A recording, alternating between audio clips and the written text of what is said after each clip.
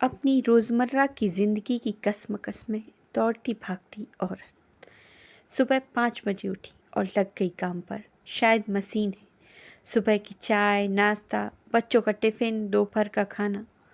फिर भी तुम करती क्या हो? कौन सा काम है तुम्हें? आखिर घर पे ही तो रहती हो। झाड़ू, पोंछा, बर्तन, कपड़े, यहाँ तक कि डस्टबिन का कचरा भी तो तुम्हें ही फेंकना होता है ना।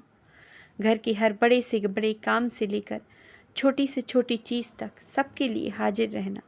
फिर भी तुम करती क्या हो? कपड़े प्रेस करना, बच्चों को पढ़ाना, ट्यूशन ले जाना, स्कूल भेजना, हर चीज़ का हिसाब किताब रखना। फिर भी तुम करती क्या हो? कौन सा काम है तुम्हें? आखिर घर पर ही तो रहती हो। जो तुम करती हो वो तो सभी औरतें करती हैं। इसमें अलग क्या करती हो तुम? बच्चे को जन्म देने पर असहनीय पीड़ा को सहन करना। शायद कहते हैं कि इस समय नारी का दूसरा जन्म होता है। वह इतनी पीड़ा में होती है। फिर भी सभी औरतें बच्चा पैदा करती हैं। तुमने क्या अलग कर दिया? हर महीने पीरियड का आना, उसी दर्द तकलीफ में औरत का काम करना, एक काम इधर से उधर होने पर यह काम कैसे पड़ा है, सफाई क्यों नहीं हुई, उनके दर्द को ना समझना, जैसे वह काम करने की कोई मशीन हो, एक यंत्र, एक रोबोट। एक बच्चे को पालना आसान है क्या, जिसके लिए एक माँ अपनी पूरी ज़िंदगी लगा देती है? फिर भी बच्चा तो सभी औरतें पालती हैं। तुमने कौन सा बड़ा काम कर लिया? नौकरानी को भी शायद बीमार होने पर ड्यूटी से छुट्टी मिल जाए। रविवार को तो बच्चों की भी छुट्टी होती है और पति को भी ऑफिस से छुट्टी मिल जाती है। पर एक औरत को अपने घर के कामों से कभी छुट्टी नहीं मिलती, बल्कि उसका काम तो रविवार के दिन डबल हो जाता है। सबकी पसंद का खाना बनाना होता है, घर की साफ सफाई भी डबल हो जाती है। फिर भी तुम करती क्या हो? बच्चे भी, मम्मी तुम तो घर में ही रहती हो सारा दिन, हम तो स्कूल जाते हैं, थक जाते हैं, तुम्हें कौन सा काम है? और तो और नहाने के लिए भी सुबह 5 बजे से ही नहा लेना था, या मेरे ऑफिस जाने के बाद नहा लेती। तुम कलेक्टर हो क्या? तुम्हें कौन सा ऑफिस जाना है?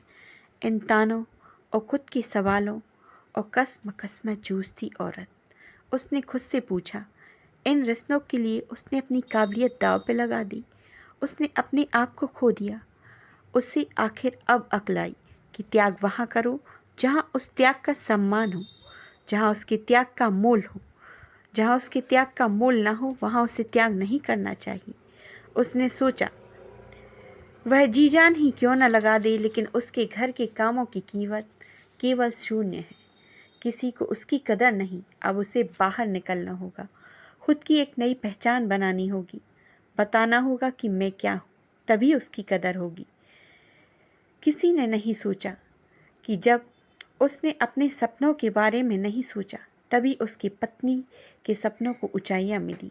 जब वह घर पर रहकर सब काम टाइम पर करती है, तभी अपने काम पर सब टाइम पर जा पाते हैं।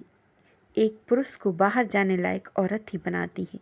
अपने बच्चों के सपने पूरे हों, वह आसमान की ऊंचाई छुएं, उसे पूरे करने की ख्वाहिश में उसने अपने सपनों को दबा दिया।